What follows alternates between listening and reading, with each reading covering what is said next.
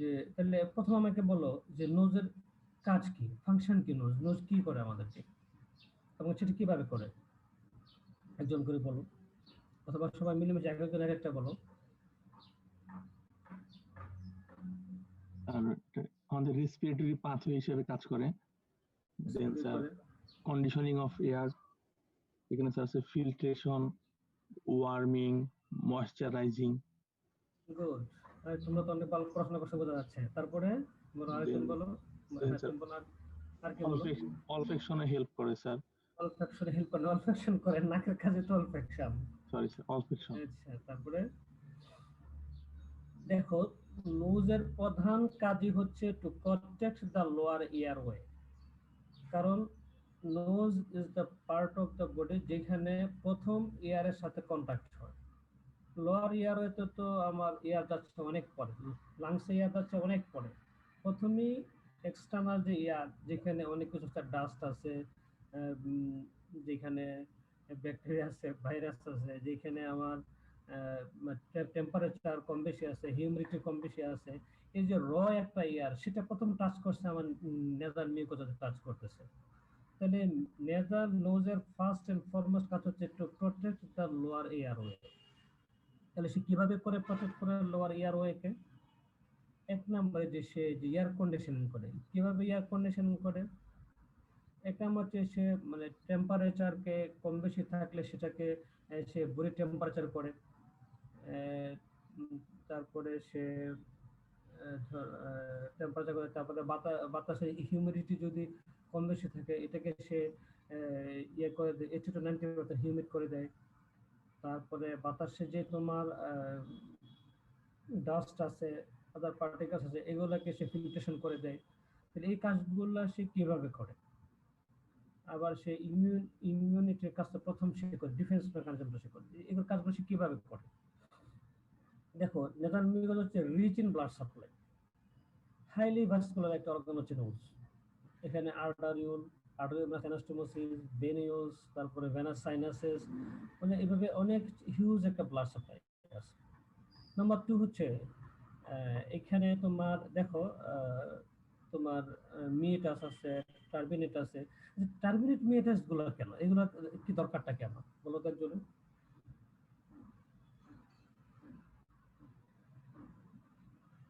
একজন বলো যে এই যে আমার middle turbinate, middle info turbinate, super, এগুলোর কাজটা কি? মিয়েটাস, এগুলোর কাজ কি? এগুলো থাকা দরকার কি আমার? আমার তো নোজটা সোজা হইলে হইতো, এত কাহিনী দরকার কি বলো? বলো, কার জানা আছে বলো একজন?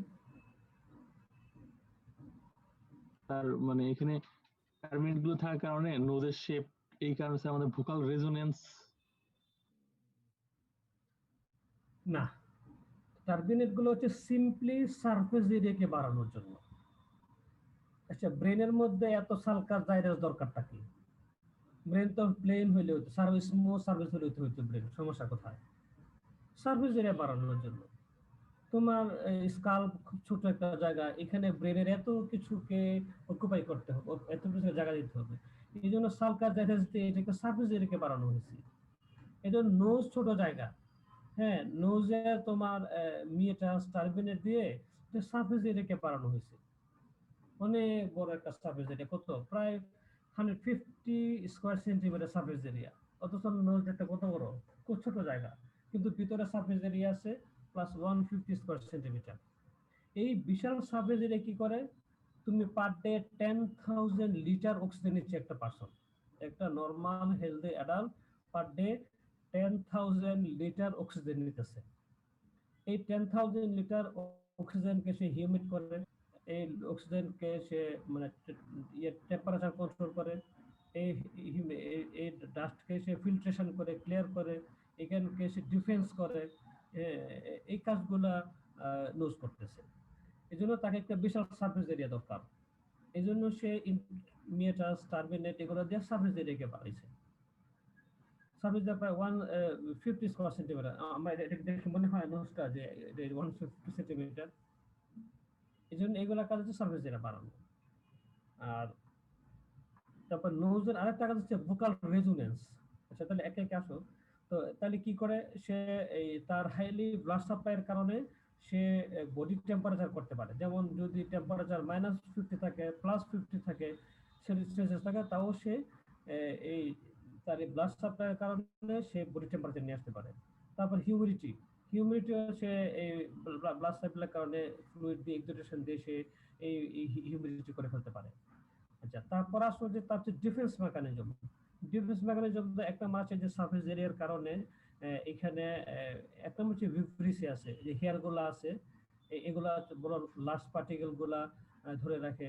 তারপরে ভিতরে একটা মিউকোসিলের একটা কোট আছে, মিউকাস মেমব্রেন আছে, এটার উপরে একটা মিউকাস লেয়ার আছে। মিউকাসের মধ্যে আবার একটা সল লেয়ার, জেল লেয়ার। সল লেয়ার মানে খুব পাতলা লেয়ার, ভিতরে জেল লেয়ার। এই মিউকোসিলারি ক্লিয়ারেন্স হচ্ছে বলতে পারো যে ডিফেন্স মেকানিজমের মেইন ডিফেন্স মেকানিজম। এই যে মিউকোজা, এর মধ্যে মিউকাসের মধ্যে আছে ইমিউনোগ্লোবিন এ মেইনলি, তোমার সাথে ইমিউনোগ্লোবিন ই আছে। তাহলে এই মিউকোসিলারি ক্লিয়ারেন্সটা তার মেইনলি হচ্ছে মানে আমাকে ডিফেন্স করতেছে পিআরওকে। এবার যদি কোনো কারণে এই মিউকোসিলারি ক্লিয়ারেন্সটা হ্যাম্পার্ড হয়, তখনই আমার নাকে সমস্যা হবে, নেজাল ইনফেকশন হবে, রাইনাইটিস হবে বারবারে। যেমন ধরো টেম্পারেচার, তারপরে নরমাল স্যালাইনের যেই ডেনসিটি আছে, এটার এদিক সেদিক হইলে হাইপারটোনিক সলিউশন, তখন আমার সিলিয়ারি কাজগুলো বন্ধ হয়ে যায়। অথবা কিছু জেনেটিক কিছু সিনড্রোম আছে যেগুলোতে মিউকোসিলিয়ারি ক্লিয়ারেন্সটা ভালো হয় না, সেসব ক্ষেত্রে বারবারই তাদের নাকে ইনফেকশন হয়। আর একটা আসলে ভোকাল রেজোনেন্স, আমার যে ভোকাল কর্ড যে একটা মানে ভোকাল কর্ড একটা ভাইব্রেশনের কারণে যে একটা সাউন্ড প্রডিউস হয়, এটাকে আমরা ভয়েস তৈরি করি। এটাকে ভয়েস হইতে গেলে অনেক জায়গায় এটাকে ফেরিংস, লেরিংস, কোরাল ক্যাভিটি, নোজ সবকিছু মিলে একটা রেজোনেন্স হয়, হয়ে সেটা হয় ভয়েস, একটা কোয়ালিটি হয়। হ্যাঁ, যে কোয়ালিটি দিয়ে আমরা মানুষকে চিনতে পারি। তো এখন এই ভয়েস কোয়ালিটির একটা অংশ হচ্ছে রেজোনেন্স, নোজ হচ্ছে রেজোনেন্স করে। এখন যদি নাক নাক কারো বন্ধ থাকে, নেজাল অবস্ট্রাকশন থাকে, তাহলে তার কি হবে? তার হবে তাহলে তার ভোকাল মানে রেজোনেন্সটা কি হবে? হাইপার রেজোনেন্স হবে। হ্যাঁ, নেজাল অবস্ট্রাকশন থাকলে হাইপার নেজাল ভয়েস, তোমরা চিনতে পারো যে কারো যদি দেখো যে সর্দি হয়, রাইনাইটিস হয়, তার নাকটা বন্ধ থাকে। বন্ধ থাকলে আমরা বোঝা যায়, আমরা কথা শুনলে বুঝি যে তার তো নাকটা বন্ধ আছে। তার মানে কি? এটা হাইপার নেজাল স্পিচ, একটা নাক আটকা যাচ্ছে। কারণ কি? তার নাক দিয়ে বাতাসটা আসতেছে না। আবার দেখো উল্টাটা হচ্ছে হাইপোনেজাল ভয়েস। যেমন কারো যদি ক্লেফট প্যালেট থাকে, তো তখন সে কথা বলে বাতাসটা নাক দিয়ে আগেই বেরোয় যাচ্ছে, তো সে ক্লেফট প্যালেট দিয়ে বাতাসটা বেরোয় যাচ্ছে। তো ক্লেফট প্যালেট দিয়ে বাতাসটা বেরোয় হয়ে যাওয়ার কারণে তার হাইপোনেজাল স্পেস হয়ে যাচ্ছে, সেটাও তুমি বুঝতে পারতেছো। হ্যাঁ, তাইলে ভয়েস নোজের অন্যতম একটা কাজ হচ্ছে ভোকাল রেজোনেন্স। এখন আসলে আমার যে প্যারানাজাল সাইনাস, এইগুলোর কাজ কি? প্যারানাজাল সাইনাসের কাজ কি একজন বলো দেখি। প্যারানাজাল সাইনাস যেমন এতগুলো আছে, এগুলোর কাজ কি? তোমাদের তো উপস্থিতি ভালোই, 50 জন আছো, বলো একজন, বলো, ইন্টারেক্টিভ হইতে হবে, বলো একজন।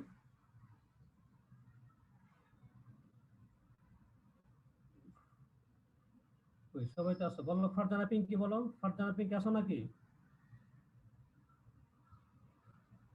হ্যাঁ, জুনায়েদ বলতে আছো, বলো জুনায়েদ, বলো।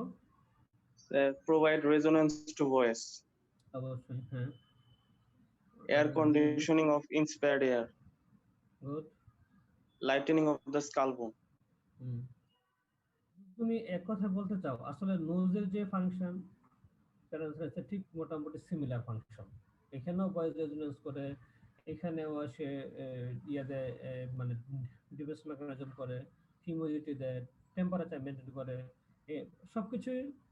প্লাস সে কি করে? আমার ফেসের একটা শেপ দিচ্ছে, আর আমার ভাইটাল স্ট্রাকচারকে সে এক্সটার্নাল ইনজুরি থেকে সেভ করতেছে। হ্যাঁ, আমার এক্সটার্নাল ইনজুরি থেকে আমার যে ইয়ার মানে আমার যে আই, ব্রেন, এক্সটার্নাল মানে ইনজুরি থেকে আমার ভাইটাল স্ট্রাকচারকে সে সেভ করতে ডিফেন্স দিচ্ছে, আর স্কালকে একটু লাইট করে। এই তো মোটামুটি নোজের ফাংশনই প্যারানাজাল ফাংশন। আরেকটা নোজ ইম্পর্টেন্ট ফাংশন হচ্ছে স্মেল। স্মেল আমরা কিভাবে পাই? স্মেল কে করে? স্মেল করে হচ্ছে আমার অলফ্যাক্টরি এরিয়ার লোক। অলফ্যাক্টরি এরিয়াটা কোথায়? খুবই ছোট্ট অল্প একটা জায়গা, এটা 5 স্কয়ার সেন্টিমিটার জায়গা, সেটা হচ্ছে upper part of the nose. হ্যাঁ, upper part of the nose, সেখানে অলফ্যাক্টরি এরিয়া, ইট মাইট বলে যে অলফ্যাক্টরি জোন, তারপরে upper part of middle turbinate, superior turbinate, superior meatus, এই জোনটা হচ্ছে আমার অলফ্যাক্টরি এপিথেলিয়াম থাকে। তো অলফ্যাক্টরি এপিথেলিয়াম কি করতেছে আমার যে বাহিরের যে স্মেলটা যখন অলফ্যাক্টরি এপিথেলিয়ামের মিউকোজাতে যাবে, তখনই কেবল সেটা আমরা শুনতে পারবো, মানে ঘ্রাণ নিতে পারবো, আমরা স্মেল পাবো। তাহলে স্মেল লস কিভাবে হয়? স্মেল লস যে আমরা যেমন কানের লস দেখছি 2 ধরনের। হ্যাঁ, আমাদের হিয়ারিং লস 2 ধরনের, একটা হচ্ছে কন্ডাকটিভ লস, একটা হচ্ছে সেন্সোরিয়াল লস। ঠিক এইভাবে আমাদের স্মেলও কিন্তু 2 ধরনের লস হয়, একটা হচ্ছে কন্ডাকটিভ লস, একটা হচ্ছে সেন্সোরিয়াল লস। কন্ডাকটিভ লস কি? যে বাইরে যে এয়ারটা আমার অলফ্যাক্টরি এরিয়াতে পৌঁছতেই পারতেছে না, নেজাল অবস্ট্রাকশন, আমার নেজাল পলিপ, আমার নেজাল গ্রোথ, অথবা আমার একিউট রাইনাইটিস, অ্যালার্জিক রাইনাইটিস, এইসব কারণে নেজাল অবস্ট্রাকশন, আমার যে এক্সটার্নাল এয়ারটা এটা আমার অলফ্যাক্টরি এরিয়াতে পৌঁছতেছে না, সেজন্য আমি কোনো স্মেল পাচ্ছি না, সেটা হচ্ছে কন্ডাকটিভ লস। আর সেন্সোরিয়াল লস কি? যে আমার কোন কারণে, ধরো যে একটা ভাইরাল ইনফেকশন, এখন যেটা হচ্ছে করোনাতে কি হচ্ছে, তার অলফ্যাক্টরি এপিথেলিয়ামে ড্যামেজ হয়ে যাচ্ছে, হয়ে যাওয়ার কারণে সে কোনো স্মেল পাচ্ছে না, এটা হচ্ছে সেন্সরি লস। একটা হচ্ছে নিউরাল লস। নিউরাল লসের যে উপরে আমার অলফ্যাক্টরি বাল, অলফ্যাক্টরি ট্রাক্ট, হ্যাঁ, অলফ্যাক্টরি এরিয়া যখন ড্যামেজ হয়ে যাবে, সেটা হলো নিউরাল লস। তার মানে আমার ইয়ারের মতো, ডেফনেসের মতো আমার স্মেল লসও আছে। হ্যাঁ, স্মেল লস, সেন্সোরিয়াল লস আছে, কন্ডাকটিভ লস আছে। কোনো কারণে যখন নেজাল অবস্ট্রাকশন হবে, সেটা হবে কন্ডাকটিভ লস। আর যদি এপিথেলিয়াম ড্যামেজ হয়, সেটা হবে সেন্সরি লস। নার্ভ লস হলে নিউরাল লস, সেন্সোরিয়াল লস। তাহলে স্মেল লস কি ধরনের আছে বলো, একজনে কয় ধরনের স্মেল লস আছে?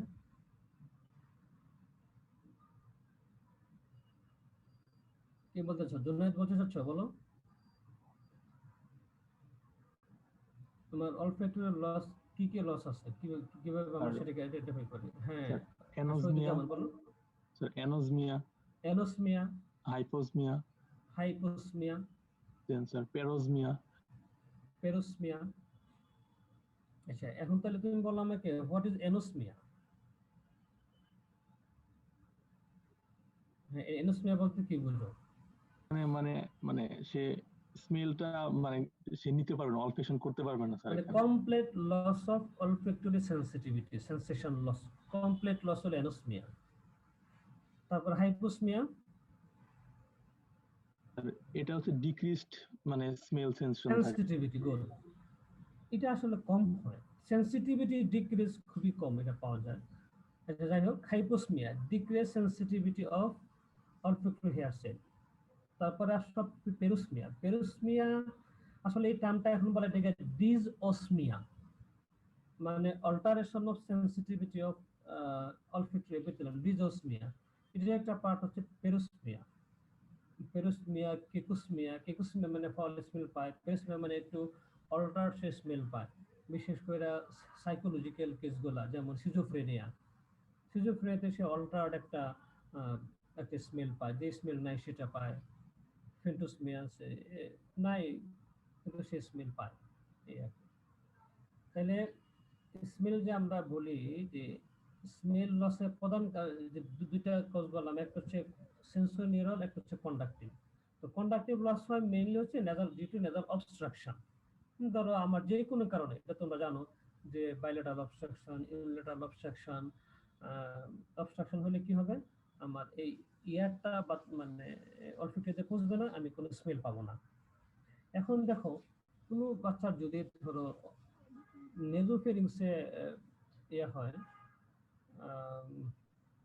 নেজোফেরিংসে তার ধরো এনজিওফাইব্রোমা, এখন স্মেলের কি হবে সেটা বলো তো।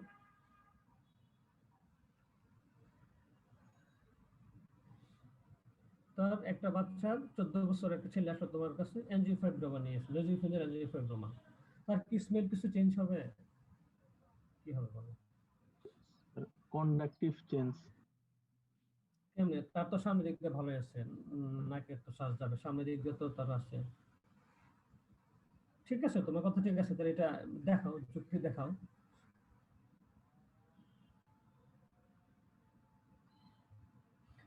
এটা হচ্ছে, তার আগে একটু বলি যে আমরা যে খাবারের স্বাদ পাই, খাবারের স্বাদটা কিভাবে পাই? স্বাদের একটা ইম্পর্টেন্ট অংশ হলো আমরা যখন খাবারটা মুখে দিই, তো আমরা নেজোফেরিংস দিয়ে রেট্রোগ্রেড একটা এয়ার ফ্লো যায় অলফ্যাক্টরি এরিয়াতে। তখন আমরা দেখো, আমরা একটা খাবার কিন্তু পচা খাবার আমরা মুখে দিলে বুঝতে পারি, কোনো কারণে আমরা নাকের স্মেলটা পাই নাই, আমরা কিন্তু নাকে মুখে দিলে খাবারটা আমরা বুঝতে পারি যে আরে এটা তো খাবারটা পচা বা খাবারটা বাসি, আমরা বুঝতে পারি না, মুখে দিয়ে তো আমরা ফেলে দিলাম। কিভাবে পারি? আমরা যখন খাবারটা মুখে দেই তখন রেট্রোগ্রেড একটা একটা এয়ার ফ্লো যায় উপরের দিকে, হ্যাঁ, সেটা হচ্ছে ওরোফেরিংস নেজোফেরিংস হয়ে আমার অলফ্যাক্টরি এরিয়াতে যায়। তো আমার নেজোফেরিংসে যখন অবস্ট্রাকশন, তখন এই রেট্রোগ্রেড ফ্লোটা যাবে না, তখন আমি মুখে খাবার দিলেও খাবারের গন্ধটা আমি মানে পাচ্ছি না মুখের ভিতর, তাহলে খাবার স্বাদ কমে যাবে। এই জন্য অনেকে এসে বলে যে ডাক্তার সাহেব আমি তো খাবারের কোনো স্বাদ পাই না। খাবারের স্বাদ পানা মানে কি বুঝো? তার অলফ্যাক্টরি লস। ইউজুয়ালি কখনো মানে ইউজুয়ালি মানে খাবারের টেস্ট লস হয় না। আমাদের যে মানে টেস্ট আছে, দেখবা যে টেস্ট কখনো সাধারণত লস হয় না। লস হয় মেনলি স্মেল। স্মেলের লসের কারণে সেই স্মেল পায় না, এজন্য খাবারে সে স্বাদ পায় না। জন্য যে রোগী এসে বলবে যে সেটা ডাক্তার সাহেব আমি তো খাবারের কোনো গন্ধ পাচ্ছি না, তার মানে তুমি বুঝে নেবা তার স্মেল লস আছে। ঠিক আছে না? তাহলে নেজোফেরিংসে যদি অবস্ট্রাকশন থাকে তখনও সে খাবারের স্বাদ পাবে না, কারণ এই যে রেট্রোগ্রেড ফ্লো যেটা হচ্ছে সেটা সে পাবে না। তাহলে এখন আরেকটা ইম্পর্টেন্ট জিনিস আছে, সেটা হলো নেজাল সাইকেল, যেটা আমরা জানো কিনা। নেজাল সাইকেল মানে হচ্ছে আমরা সবসময় কিন্তু দুই নাক দিয়ে শ্বাস নিচ্ছি না। তুমি খুব লক্ষ্য করে দেখবা আমরা যে কোনো নাকের এক পাশ দিয়ে শ্বাস নিচ্ছি এবং এটা চেঞ্জ হচ্ছে, এটা প্রতি 4 to 12 আওয়ার্সে চেঞ্জ হচ্ছে। দেখবা যে আমরা কখনো বাম পাশ দিয়ে শ্বাস নিচ্ছি, কখনো আমরা ডান পাশ দিয়ে শ্বাস নিচ্ছি নাকে, তাহলে অল্টারনেট হচ্ছে। এটাকে বলে নেজাল সাইকেল। প্রতি 4 to 12 আওয়ার, 4 থেকে 12 ঘন্টা পর পর এটা চেঞ্জ হয়। তুমি যদি সকালে শ্বাস নাও নাকের ডান পাশ দিয়ে, দেখবা বিকেলে শ্বাস নিচ্ছ নাকের বাম পাশ দিয়ে। এটা নেজাল সাইকেল। এটাও অনেক সময় পেশেন্টকে এক্সপ্লেন করতে, লোক এসে বলে ডাক্তার সাহেব আমার তো দুই নাকে শ্বাস আসে না, একবার আসে ডান পাশ দিয়ে, আবার কিছুক্ষণ পর বাম পাশ দিয়ে আসে। তো বুঝতে পারছেন দিস ইজ নর্মাল। এটাকে বলা হচ্ছে নেজাল সাইকেল, যে অল্টারনেট করে এক নাক দিয়ে আমার শ্বাস আসতেছে। এখন আসো, একটা পেশেন্ট যদি নেজাল কজ থাকে তো কি কি সিমটম নিয়ে সে আসতে পারে? নেজাল সিমটম কি কি হইতে পারে বলো একদম, যে নেজাল ডিজিজে কি কি সিমটম হয়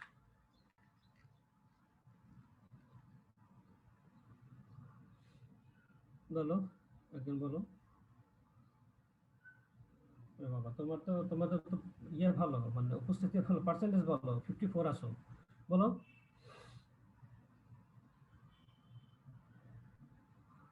কে বলবে, একজন বলো। nasal discharge, নেজাল ডিসচার্জে কি বলে? আরেক নাম কি? নেজাল ডিসচার্জের আরেক নাম কি? rhinorrhea, রাইনোডিয়া, গুড, হ্যাঁ। তারপর epistaxis, এপিস্টেক্সিস, then nasal obstruction, nasal obstruction, pain হতে পারে, পেইন হতে পারে। যখন নেজাল অবস্ট্রাকশন থাকে তখন পুরো ফেশিয়াল পেইন হয়। দেখো যে তোমার যখন সর্দি করে, আমরা যেটা সর্দি বলি, সর্দিটা কি? সর্দি হচ্ছে একিউট ভাইরাল রাইনাইটিস। আমরা যেটাকে সর্দি বলি, কমন কোল্ড বলি, সেটা কি? সেটা বেসিক্যালি একিউট ভাইরাল রাইনাইটিস। তো এটা হলে দেখবো যখন হেডেক হয়, ফেশিয়াল পেন হয়, এই জায়গাটা ফেসটা পুরো পেন করে, এগুলো ফেশিয়াল পেন হয়। তারপর বলো, আর কি সিমটম আছে বলো। বললা তুমি নেজাল অবস্ট্রাকশন, রাইনোরিয়া, এপিস্টেক্সিস, তারপরে বললা ফেশিয়াল পেন, তারপরে বলো স্নিজিং আছে, snoring, স্নিজিং, স্নোরিং আবার আরেক জিনিস। আমরা যেটা বলি যে আসলে যদি বাংলায় বলো বলো যে আসলে নাক ডাকা নাকের জন্য হয় না, আসলে নাক ডাকা হয় ডিউ টু ওরোফেরিঞ্জিয়াল কজ। হ্যাঁ, এই জন্য snoring basically not a feature of nose অথবা not a symptom of nose, a symptom of oropharynx. আচ্ছা, তারপরে আসো কি বললা, স্নিজিং হয়, খুব হাঁচি হয়, নেজাল ইচিং হইতে পারে অ্যালার্জি থাকলে। তাহলে কি কি পাইলা?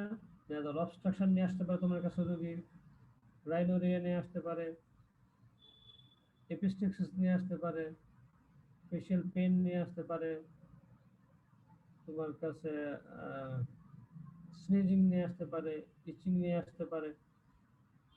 এখন দেখো আমাদের কমন আমরা যেটা এনকাউন্টার করি, কমন যেটা ফেস করি সেটা হচ্ছে নেজাল অবস্ট্রাকশন। এটা তোমার পরীক্ষায় ধরবে যে তুমি কিছু নেজাল অবস্ট্রাকশনের কজ বলো, বাইলেটারাল কজ আছে, ইউনিলাটারাল কজ আছে। তোমরা একজন বলো যে নেজাল অবস্ট্রাকশনে ইউনিলাটারাল এক পাশে হবে, ইউনিলাটারাল কিছু কজ বলো তো দেখি, যে এক পাশে নেজাল অবস্ট্রাকশন কিছু কজ বলো, ইউনিলাটারাল কিছু কজ। কে বলবে বলো?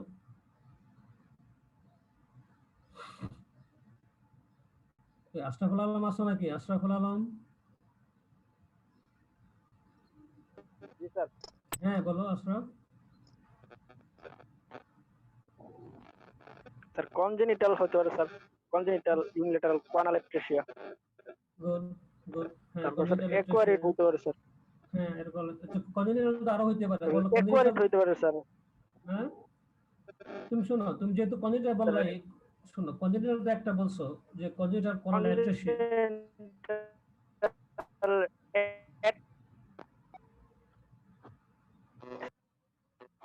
অ্যাট্রেসিয়া অফ স্যার অ্যান্টেরিয়র নেয়ার।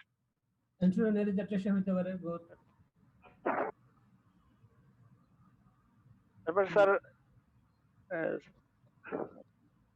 অ্যাকোয়ারিড হইতে পারে স্যার, ডিএনএস এর জন্য হইতে পারে স্যার। ডিএনএস এর জন্য হইতে পারে। তারপর স্যার পলিপের জন্য হইতে পলিপ, কোন পলিপ হবে? পারে স্যার। কি ধরনের পলিপে হইতে পারে? পলিপ তারপর কয় স্যার ধরনের যদি আছে? স্যার হ্যাঁ বলো। তারপরে আচ্ছা, আশরাফুল তো বলছো অনেক, স্যার ফরেন বডির জন্য হইতে পারে। ফর্মের জন্য হতে পারে। তাহলে আরেকজন বলো, সাদাত হোসাইন বলো, তোমরা আরেকজন বলো। হ্যাঁ, হ্যাঁ বলো, সাদাত বলো, আরেকজন বলো। আশরাফুল তো বললো অনেকগুলো, আরেকজন বলো। স্যার নেজাল পলিপের কারণে হতে পারে। আচ্ছা, নেজাল পলিপ কোন পলিপ সেটা তোমাকে পরীক্ষা বলতে হবে। কোন পলিপে বাইলেটারাল হয়, কোন পলিপে ইউনিলাটারাল হয়, বলো দেখি। এন্ট্রোকোনাল পলিপ ইউজুয়ালি ইউনিলাটারাল হয়, এক পাশে হয় এন্ট্রোকোনাল পলিপ। আর যদি ইথমোনাল পলিপ হয় তাহলে বাইলেটারাল হবে। দেন তারপর স্যার বলো। ফরেন বডি কোন বডি হতে পারে? আরেকটা তোমরা যেটা কনজেনিটালে বলছো, কনজেনিটালে এক নম্বর হতে পারে কনাট্রিসিয়া, দুই নম্বর হতে পারে যদি তোমার মেনিনগোসিল, এনকেফালোসিল, এগুলো কনজেনিটাল কজ। এগুলো তো ইউজুয়ালি বাইলেটারাল হয়। হ্যাঁ, তোমার মেনিনগোসিল, এনকেফালোসিল যেগুলো কনজেনিটাল ডিসঅর্ডার। আচ্ছা, তারপরে আসো তোমার পলিপ বললাম, পলিপ যদি এন্ট্রোকোনাল হয় তাহলে হবে ইউনিলেটারাল অবস্ট্রাকশন, যদি ইথমোনাল হয় তাহলে হবে বাইলেটারাল অবস্ট্রাকশন। যদি কোনো গ্রোথ হয় বিনাইন বা মেলিগনেন্ট তাহলে এক পাশে হবে, যেমন তোমার মানে মানে পেপিলোমা, নেজাল পেপিলোমা আছে। হ্যাঁ, তো পেপিলোমা হলে ইউজুয়ালি ইউনিলেটারাল হবে। মেলিগনেন্সি আর্লি প্রথম দিকে ইউজুয়ালি ইউনিলেটারাল হয়, হয়। আচ্ছা, তবে বাইলেটারাল কিছু অবস্ট্রাকশনের কজ বলো। বাইলেটারাল খুব কমন কিছু কজ বলো, bilateral nasal obstruction. Adenoid, ethmoidal polyp, nasopharyngeal growth. Adenoid, তারপরে sir ethmoidal polyp, polyp, nasopharyngeal nasopharyngeal any growth. Cause, কারণ কি আমাদের নেসোফেরিঞ্জ একটাই, নেসোফেরিঞ্জিয়াল কার্সিনোমা, এনজিওফাইব্রোমা। হ্যাঁ, আমি বলছি কিছু কমন কজ বলো। ঠিক আছে, তোমার কথা খুবই ভালো, সুন্দর বলছো। এখন আরো কমন কিছু কজ বলো। ethmoidal আরে polyp, আমাদের যে আমরা যেটাকে সর্দি বলি, এটা কি বলো তো? এই ডিজিজটা কি?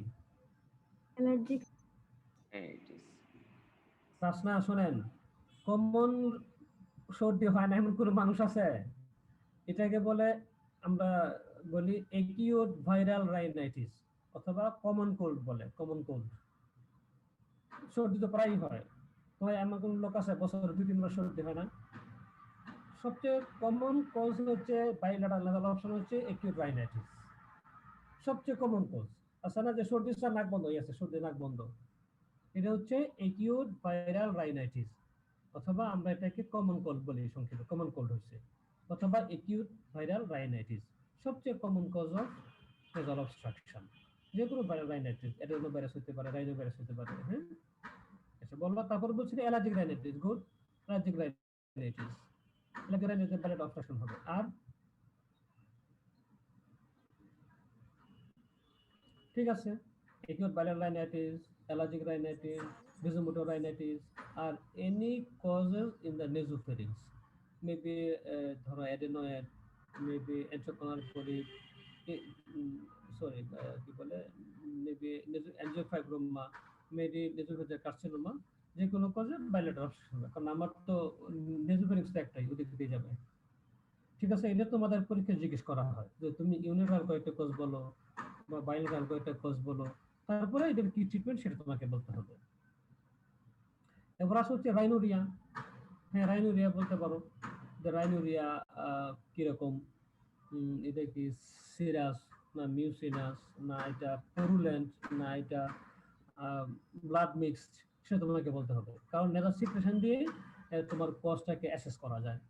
যেমন একজনের সর্দি বা কমন কোল্ড অথবা একিউট ভাইরাল রাইনাইটিস, সেটা কি তার নাক দিয়ে যাবে ক্লিয়ার ওয়াটার সিক্রেশন হবে, ক্লিয়ার ওয়াটার সিক্রেশন।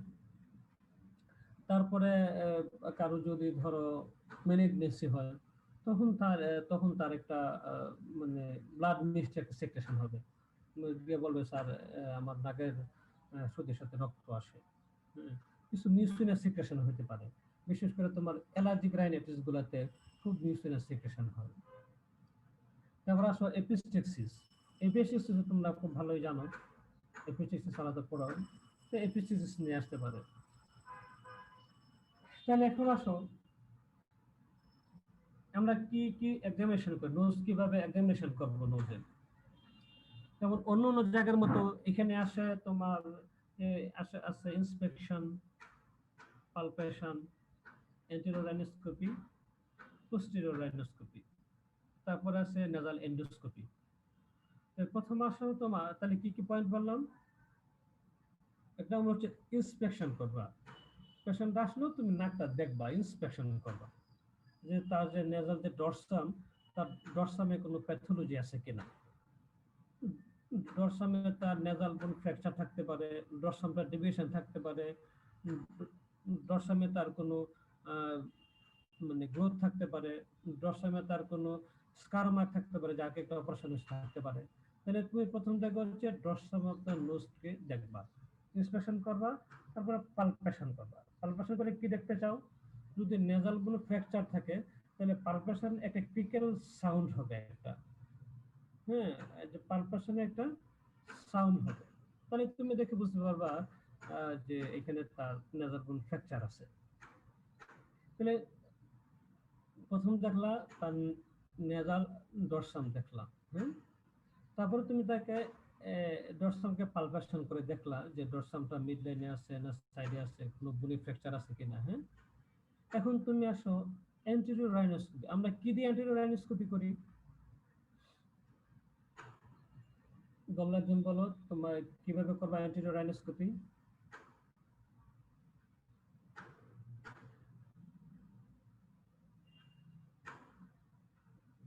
কে বলবো, একজন বলো। উত্তম আছো নাকি? উত্তম চন্দ্র দে আছো? উত্তম চন্দ্র দে নাই। মাহেশা স্বামী আছো? রীতি কি ব্যাপার, তোমাদের তো কোনো রেসপন্স আছে? মায়েশা সামিহা আসো নাকি নাকি নাই? স্যার আছি। জি স্যার আছি। আসো, স্যার থাকলে জোরে কথা বলো। স্যার আছি। স্যার নেটে প্রবলেম করতেছে। স্যার নেটে তোমার তো প্রবলেম কথা শোনা করতেছে। যাচ্ছে না। স্যার নেটে প্রবলেম করতেছে। হ্যাঁ, মায়েশা কথা বলতেছো, শোনা যাচ্ছে না তোমার কথা। আচ্ছা, উত্তম আসো নাকি নাই? উত্তম আসো, উত্তম চন্দ্র দে। আর কি আছে আরেকজন বলো। nasal speculum দিয়ে কি কি দিয়ে করো? শুধু না স্পেল না, সাথে আর কিছু লাগবে? এই স্পেলের headlight নাম কি? লাগবে thudicum nasal speculum Thudicum spelling করো, বানান করো। THUDICUM good. Thudicum nasal speculum, আর সাথে লাগবে তোমার হেডলাইট। এই হেডলাইট আর নেগেশন তুমি কি দেখতে পারবা? এন্টিরেনোস্কোপিতে তুমি কি দেখতে পারবা বলো?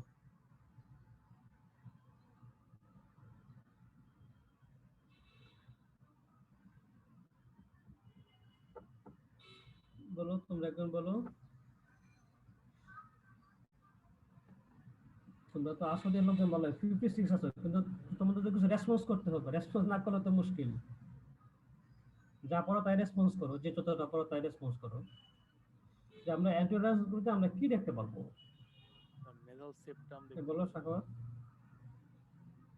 nasal septum হ্যাঁ, শহীদুজ্জামান বলো। স্যার nasal septum দেখতে পারবো স্যার দেন lateral wall বলো। lateral হ্যাঁ, স্যার nasal septum দেন স্যার lateral wall দেখতে পারবো স্যার হ্যাঁ, এখন হ্যাঁ একটা ব্যাপার। আসলে এটা শুধু আমরা নাকের অ্যান্টেরিয়র পোর্শনে দেখতে পারি, পোস্টেরিয়র পোর্শনে আসলে আমরা দেখতে পারি না। তাহলে আমরা অ্যান্টেরিয়র পোর্শনে কি যদি নেজাল ক্যাভিটি দেখতে পারি, ল্যাটারাল ওয়াল, সেপ্টামের মধ্যে কোনো প্যাথোলজি থাকলে আমরা ইজিলি দেখতে পারবো, কিন্তু আমরা পোস্টেরিয়র দিকে বেশি দূর দেখা যায় না অ্যান্টেরিয়র এন্ডোস্কোপিতে। তাহলে আমরা অ্যান্টেরিয়র তুমি কি ডায়াগনোসিস করতে পারবা? তুমি ধরো নেজাল পলি ডায়াগনোসিস করতে পারবা, নেজাল গ্রোথ ডায়াগনোসিস করতে পারবা, ডিএনএস ডায়াগনোসিস করতে পারবা, তুমি অ্যালার্জিক রাইনাইটিস ডায়াগনোসিস করতে পারবা। হ্যাঁ, কমন যে কজগুলো সেগুলো তুমি ডায়াগনোসিস করতে পারবা, কিন্তু মেজোফেরিংসের কোনো জিনিস তুমি ডায়াগনোসিস করতে পারবা না, অথবা পোস্টেরিয়র কিছু গ্রোথ তুমি ডায়াগনোসিস করতে পারবা না। যেমন অনেক সময় অ্যান্ট্রোকনাল পলিপ সামনের দিকে না এসে পিছনের দিকে চলে যায়, ইয়ে থেকে মেক্সিলি অ্যান্ট্রোকনাল থেকে বের হয়ে পিছনের দিকে চলে মানে কোনার দিকে চলে গেল, তখন তুমি সেটাকে আবার অ্যান্ট্রোকনাল ডায়াগনোস করতে পারো না। এখন আরেকটা হচ্ছে পোস্টেরিয়র অ্যানোস্কোপি। এটা আসলে এখন খুব একটা করা হয় না, তোমাদেরকে দেওয়া হয় না। শুধু অনেক সময় মিরর জিজ্ঞেস করে যে এই মিররটা চিনো কিনা। এটা হচ্ছে পিএনএস মিরর, পোস্টেরিয়র অ্যানোস্কোপিক মিরর। হ্যাঁ, মিরর দিয়ে আমরা ওরোফেরিংস দিয়ে দেখবো, নেজোফেরিংস।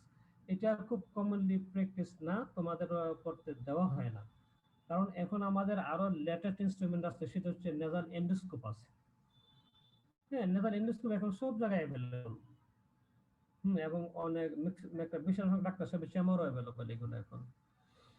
তাহলে তোমার নেজাল এন্ডোস্কোপি আমরা কিভাবে করি? নেজাল এন্ডোস্কোপি তোমাদের কারো কিছু ধারণা আছে নেজাল এন্ডোস্কোপি কি করে, কি দিয়ে করে?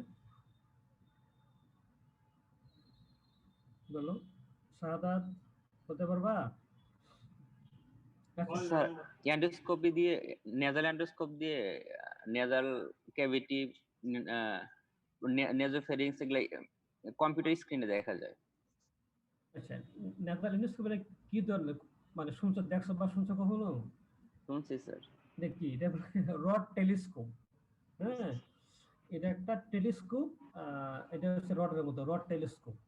হ্যাঁ, এটা ছোট, এটা নাক দিয়ে ঢোকানো যায়, এবং এটা অনেক বেশি ইলুমিনেশন হয়। একসাথে লাইট আছে, ক্যামেরা একসাথে আছে, তাহলে তুমি একসাথে লাইটও দেখতেছো, স্ক্রিনে বড় করে দেখতেছো। হ্যাঁ, এটা খুবই অ্যাভেলেবল এখন সারা দেশেই। তাহলে এটা এখন পার্ট অফ রুটিন এক্সামিনেশন সারা ওয়ার্ল্ডেই। এখন nasal endoscopy is the part of routine examination. আর এই নেজাল এন্ডোস্কোপি আসার কারণে এখন তোমার পিএনএসটা পোস্টাল এন্ডোস্কোপি আস্তে আস্তে অবসলিট হয়ে যাচ্ছে, কারণ এটা আসলে খুব ভালো দেখা যায় না এটা দিয়ে। তো তাহলে আমরা নেজাল এন্ডোস্কোপ এটা কি করি আমরা, এটাকে বলে হপকিন্স রড টেলিস্কোপ বলে। হ্যাঁ, তো হপকিন্স রড টেলিস্কোপ দিয়ে আমরা নেজাল ক্যাভিটি, নেজোফেরিংস খুব ভালো করে এক্সামিনেশন করতে পারি, পাশাপাশি আমরা দেখে বায়োপসি নিতে পারি।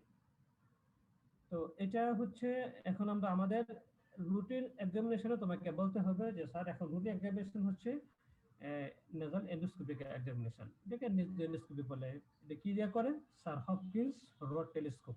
তো টেলিস্কোপ আবার অনেক ধরনের আছে, তোমার 0 ডিগ্রি আছে, 0 degree, 30 degree, 45 degree, 70 degree, 90 degree, 120 degree আছে টেলিস্কোপ। তাহলে আমরা নোজের জন্য আমাদের ভালো হলো 0 ডিগ্রি টেলিস্কোপ। আমরা 0 ডিগ্রি স্ট্রেট দিতে সেটা দিয়ে আমরা নোজ লেন্স খুব ভালো দেখতে পারি। আর যদি আমরা মিডল সাইজ দেখতে পারি তাহলে অ্যাঙ্গেল টেলিস্কোপ হলে ভালো হয়, মানে মেবি 70, 30, 45 যে কোনো অ্যাঙ্গেল টেলিস্কোপ দিয়ে আমরা ইয়েকে ভালো দেখতে পারি, সাইনাসকে ভালো দেখতে পারি। কিন্তু নোজ দেখার জন্য আমাদের 0 ডিগ্রি ভালো। তাহলে তুমি এটা জানলা যে নেজাল এন্ডোস্কোপ আছে এবং সেটার নাম হলো হপকিন্স রড টেলিস্কোপ। সেটা অনেক রকম আছে, 0 ডিগ্রি আছে, 30 ডিগ্রি আছে, 45 ডিগ্রি, 70 ডিগ্রি, 90 ডিগ্রি টেলিস্কোপ আছে। এটা আমরা যদি আমরা অ্যাঙ্গেল ভাবে দেখতে চাই, বিশেষ করে আমরা সাইনাস দেখতে চাই, তখন আমরা অ্যাঙ্গেল টেলিস্কোপ নিই। আর নরমালি নেজোফ্রিক্স নোজে আমরা 0 ডিগ্রি দিয়ে আমরা এক্সামিনেশন করি। তাহলে এই যে টেলিস্কোপ সেটা কিন্তু আমার একটা হচ্ছে ডায়াগনস্টিক পারপাস, দুই নম্বরে কিন্তু আমি ট্রিটমেন্ট পারপাসও সেটা ইউজ করতেছি। একটা আমরা কি করি, একটা হচ্ছে ডায়াগনস্টিক পারপাস, এক্সামিনেশন করলাম, প্লাস আমি কোনো গ্রোথ থাকলে আমরা বায়োপসি নিলাম। দুই নম্বর হচ্ছে এটা আমরা সার্জারি করি, ওই যে ফেস করি যেটা functional endoscopy sinus surgery, nasal polyp, তারপরে বেনিন টিউমার, খুব আর্লি ম্যালিগন্যান্ট টিউমার, অ্যাঞ্জিওফাইব্রোমা, এই সবগুলো আমরা এই হপকিন্স রড টেলিস্কোপ দিয়ে আমরা সার্জারি করতে পারি। আচ্ছা, তাহলে আমরা কি করলাম, আমরা নেজাল ডরসাল এক্সামিনেশন করলাম, আমরা অ্যান্টিরাইনোস্কোপি, তারপরে আমরা পোস্টেরিয়রস্কোপি আমরা খুবই কম করি, শুধু তোমার মিররটা চিনলেই হবে, অ্যাঙ্গেল একটা মিরর আছে। 3 নম্বর হচ্ছে কমন হলো আমাদের নেজাল এন্ডোস্কোপি। নেজাল এন্ডোস্কোপি দিয়ে আমরা ডায়াগনস্টিক পারপাস ইউজ করি, আবার এটাকে আমরা ট্রিটমেন্ট পারপাসও আমরা এটাকে ইউজ করতে পারি। তাহলে এখন আসো আমরা ইনভেস্টিগেশন আর কি আমার কিন্তু এন্ডোস্কোপি কিন্তু ইনভেস্টিগেশন না, এটা nasal examination, part of routine examination of nose endoscopy. এখানে আসো ইনভেস্টিগেশন। তাহলে নাকের তুমি কি কি ইনভেস্টিগেশন করতে পারো, অথবা চয়েস অফ ইনভেস্টিগেশন কি বলো দেখি, একদম সাদাত বলো।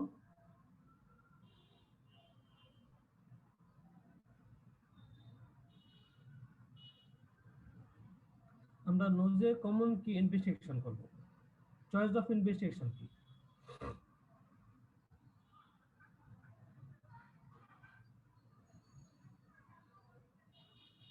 আর কি কি বলো? শহীদুজ্জামান বলবা, বলো শহীদুজ্জামান স্যার বলো। আমরা বলো আমরা কি ইনভেস্টিগেশন করতে পারি নাকের ডিজিজকে ডায়াগনোসিস করার জন্য, অথবা চয়েস অফ ইনভেস্টিগেশন কি আমাদের? স্যার আমরা একটা প্লেন এক্সরে করতে পারি স্যার। তাহলে আমরা প্রথম হচ্ছে আমরা এখানে রেডিওলজি করি। হ্যাঁ, প্রথম প্লেন এক্সরে করি। কি কি প্লেন এক্সরে করি?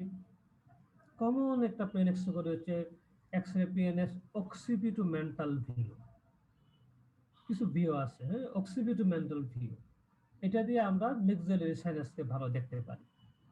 যদিও এখন আসলে এক্সরেটাই অবসোলেট হয়ে যাচ্ছে, কারণ কি নোজ এন্ড প্যারানাসাল সাইনাসের ক্ষেত্রে যেটা হয়, তোমার শক্ত ভিতরে ক্যাভিটির মধ্যে, হ্যাঁ, এখানে একটা বোনার উপর সুপার ইম্পোজ হয়ে যায়, এই জন্য এক্সরেতে খুব ভালো ডায়াগনোসিস হয় না।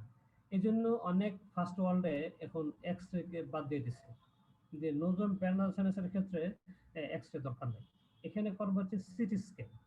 কিন্তু আমাদের দেশে বা তোমার পরীক্ষার পারপাস এখন আমরা কমনলি ইউজ করি হচ্ছে প্লেন এক্সরে, যেমন plain x-ray, occipitomental view, occipitofrontal view, frontal sinus দেখতে হলে আমরা অক্সিপিটুফ্রন্টাল ভিউ করি, মেগনেটিক সাইনাস দেখতে হলে অক্সিপিটুমেন্টাল ভিউ করি, অথবা ল্যাটারাল ভিউ করি নোজের নেজাল বোন ফ্র্যাকচার দেখার জন্য।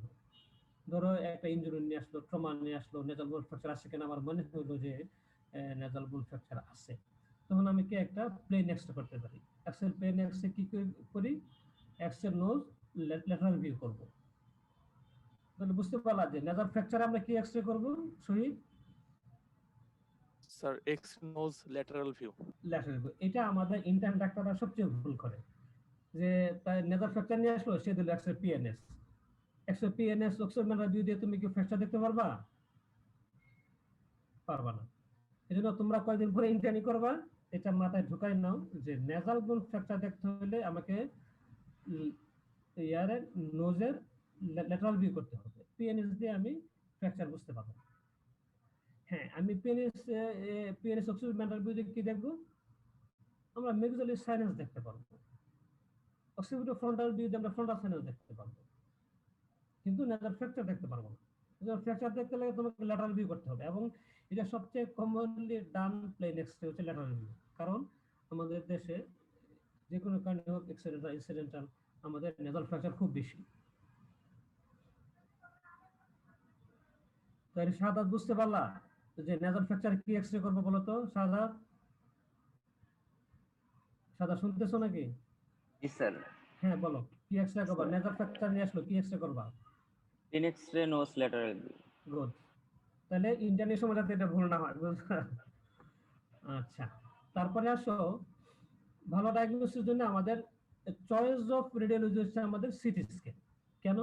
সিটি স্ক্যানে বোন, আমাদের যে মানে বোন আছে এখানে মেডিসিনের সাথে বুঝায় সবটাই তো বোনের স্ট্রাকচারের ভিতরে, এই জন্য এখানে সবচেয়ে ভালো বোঝা যায় হচ্ছে CT scan. CT scan of nose and paranasal sinuses, এটা হচ্ছে গোল্ড স্ট্যান্ডার্ড মানে গোল্ড স্ট্যান্ডার্ড টেস্ট অথবা radiology for nose and paranasal sinuses. এটা দিয়ে তুমি সব কিছু ডায়াগনোসিস করতে পারবা। এটা দিয়ে তুমি বেনাইন গ্রোথ, মেনিগ্রেন গ্রোথ, তারপরে হচ্ছে তোমার অ্যাক্সিডেন্টাল কোনো ইনজুরি, ট্রমা, তারপরে তোমার নিউরোফিজিয়াল প্যাথোলজি, সবকিছু তুমি এটা ডায়াগনোসিস করতে পারবা। এখন আমরা magnetic resonance imaging, that means MRI. MRI আমরা কোথায় ইউজ করব? একজন বলতে পারবা যে নতুন প্যারানাল সাইনাস আমরা এমআরআই কোথায় ইউজ করি? এনজিওফাইব্রোমা, নেজাল গ্রোথ, এগুলো দিস। এখানে একটা জিনিস খুব একটা গ্রস মানে একটা বেসিক জিনিস মনে রাখবা, সিটি স্ক্যানে আমার বোন ভালো বোঝা যায়, এমআরআই তে সবকিছু ভালো বোঝা যায়। এটা একটা গ্রস জিনিস মনে রাখো, তোমার এমবিবিএস লেভেলে এত বেশি না জানলে হবে, শুধু একটা গ্রস জিনিস, মানে একদম এটা বেসিক রুল যে সিটি স্ক্যানে বুঝবা ভালো হচ্ছে বোন, আর এমআরআই তে ভালো বুঝবা হচ্ছে সফট টিস্যু। এখন যদি একটা বাচ্চার ছোট একটা বাচ্চা, তোমার কাছে 5 বছরের একটা বাচ্চা, তার নেজাল অবস্ট্রাকশন, তখন তোমার মাথায় প্রথম থাকবে যে এটা মেনিনগোসিল এনকেফালোসিল কিনা, ওইগুলো তো তোমার খুব ভালো আসবে এমআরআই তে। এমআরআই তোমাকে খুব ভালো বলে দেবে যে এটা মেনিনগোসিল না এনকেফালোসিল নাকি এটা আসলে নেজোফেরেঞ্জিয়াল কোন একটা জিনিস, এনজিওফাইব্রোমা, নেজোফেরেঞ্জিয়াল অ্যাডেনয়েড, সবকিছু বলে দিবে। তাহলে বেসিক জিনিস কি, যে আমি যদি বোন দেখতে চাই, বোন এরোশন বা বোন স্ট্রাকচার দেখতে চাই, তাহলে আমার চয়েস বিশেষ হলো সিটি স্ক্যান। আমি যদি সফট টিস্যু দেখতে চাই, তাহলে আমার চয়েস হলো এমআরআই। আর যদি ধরো একটা কার্সিনোমা বা malignant tumour of nasal paranasal sinuses, সবচেয়ে ভালো হয় যদি তুমি দুইটাই করতে পারো। সিটি এমআরআই করলে একটা আরেকটা সাপ্লিমেন্টারি, একটা যদি কিছু মিস করে তো আরেকটা ধরতে পারবে। যেমন ধরো আমার একটা নেজোফেজিয়াল কার্সিনোমা, এটা যদি আমি একটা সিটি স্ক্যান করি, এখানে কি কি বোন ইরোশন আছে এটা কোন জায়গায় আমি একটা ভালো একটা অ্যাসেস করতে পারবো। পাশাপাশি যদি আমি এমআরআই করে ফেলি, তাহলে এটা আমি দেখতে পারবো যে ইন্ট্রাক্রিনাল কতটুকু গেছে, এটা মার্টেরিয়াল প্যাটার্ন ফোসাই কতটুকু গেছে, সব কিছু কতটা ইনভলভ করছে সেটা আমি ভালো বুঝতে পারবো। এই জন্য যদি আমার ফেসিলিটি থাকে, অ্যাভেলেবিলিটি থাকে, তাহলে দুটোই করতে পারি। দুটো একটা আরেকটা সাপ্লিমেন্টারি না, এটা কমপ্লিমেন্টারি। আচ্ছা, তাহলে তুমি কি বুঝলা এখানে, যে যদি আমরা বোন দেখতে চাই তাহলে আমাদের চয়েস অফ ইনভেস্টিগেশন হলো সিটি স্ক্যান, আর যদি আমি সফট টিস্যু দেখতে চাই তাহলে আমার চয়েস অফ ইনভেস্টিগেশন হলো এমআরআই। তাহলে যেহেতু আমার নোজল প্যারানাল সাইনাস এখানে বোন স্ট্রাকচার বেশি, তাহলে আমাদের গোল্ড স্ট্যান্ডার্ড হলো CT scan of nose and paranasal sinuses. তারপর যদি আমি এখানে সফট টিস্যুকে ভালো করে বুঝতে চাই, এমন কোনো আমার প্যাথোলজি আছে, আমার মেনিনজাইটিস এনকেফালোসিস অথবা ক্যানিডিওপ্রোজেল কার্সিনোমা অথবা আমার মেলিগনেন্সি পেরোনোসাইনাসিস, তখন আমি সাথে ইচ্ছা করলে এমআরআই করতে পারি। আমি সব টিস্যুগুলো খুব ভালো বুঝতে পারবো যে কতটা আমার ইনভলভমেন্ট আছে। তাহলে আমার গোল্ড স্ট্যান্ডার্ড কি বলবো তাহলে? কি উত্তম চন্দ্র দে কি আসছো নাকি এখনো তুমি অ্যাবসেন্ট আছো? উত্তম চন্দ্র দে, তোমাদের ফারজানা পিঙ্কি আসো? ফারজানা পিঙ্কি, কি ব্যাপার তোমরা? তাহলে ফারজানা বলো তো, তুমি নোজল প্যারানোসাইনাসের গোল্ড স্ট্যান্ডার্ড ইনভেস্টিগেশন কি? সিটি স্ক্যান সিরিয়াসলি কিভাবে লাগবা? CT scan of nose and paranasal sinus. তুমি যখন ইন্টার্ন তোমার একজন বললো, সে বললো যে ফারজানা তুমি একটা সিটি স্ক্যান লিখে দাও, তাহলে কিভাবে লিখবা? CT scan of nose and paranasal sinus. Nose and paranasal sinuses, ঠিক আছে। আচ্ছা, তারপর আসো এমআরআই। এমআরআই তুমি কোথায় ইউজ করবা? এমআরআই এমআরআই মানে কি? ফারজানা পিঙ্কি, এমআরআই মানে কি? Sir magnetic resonance imaging. Imaging, আচ্ছা। এটা এটা তুমি কখন করতে চাও বা এটা তুমি কি বুঝতে চাও? যখন আমরা সফট টিস্যু ভালো বুঝতে চাই তখন এমআরআই করব। যেমন আমরা একটা এক্সাম্পল বলো যে কখন তুমি করতে চাও। স্যার এনজিওফাইব্রোমা। গুড। এনজিওফাইব্রোমার কার্সিনোমা, তার মানে তুমি খুব ভালোই মন দিয়ে শুনছো, ঠিক আছে। আচ্ছা, তাহলে এইগুলো তোমার ইনভেস্টিগেশন। এখন আর কিছু যার আগে তোমরা দেখো, তোমার যতটুকু আমরা বললাম এর মধ্যে তোমাদের কোনো কোশ্চেন আছে কিনা বলো। এর মধ্যে তোমাদের কি কোশ্চেন আছে বলো।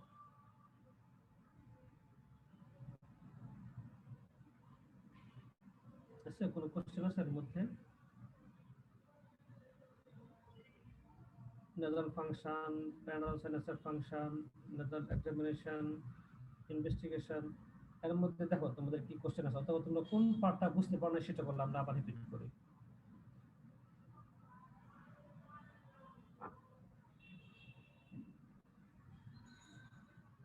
আছে কোনো কোশ্চেন আছে? শাখাওয়াত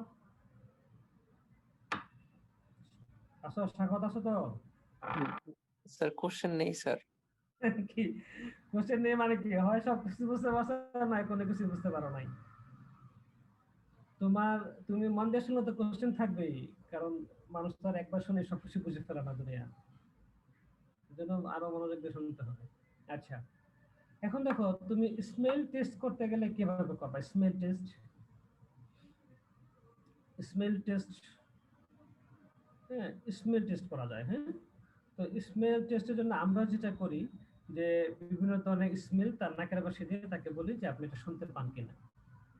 আর স্মেল টেস্টের জন্য কিটও পাওয়া যায়। স্মেল টেস্টের কিছু কিট পাওয়া যায়, যে কিটগুলো দিয়ে তুমি স্মেল টেস্ট করতে পারো। এটা এটা এটা কমার্শিয়ালি অ্যাভেলেবল আছে।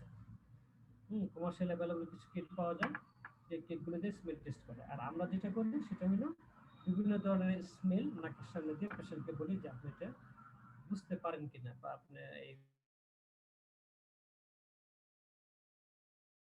গন্ধটা পান কিনা।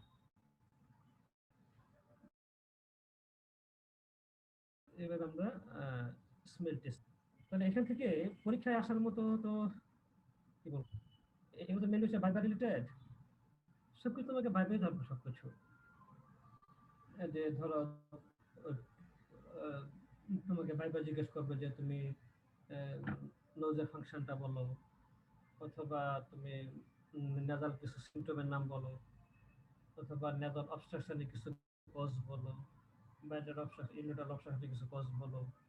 তারপর তোমারে বললো যে তুমি স্মেল লসের কিছু কারণ বলো, কজ বলো। আচ্ছা, একজন বলো তো যে what are the causes of smell loss, কিছু স্মেল লসের কিছু কজ বলো, হাইপোস্মিয়া, এনোস্মিয়ার কিছু কজ বলো। কি বলতে পারবা বলো?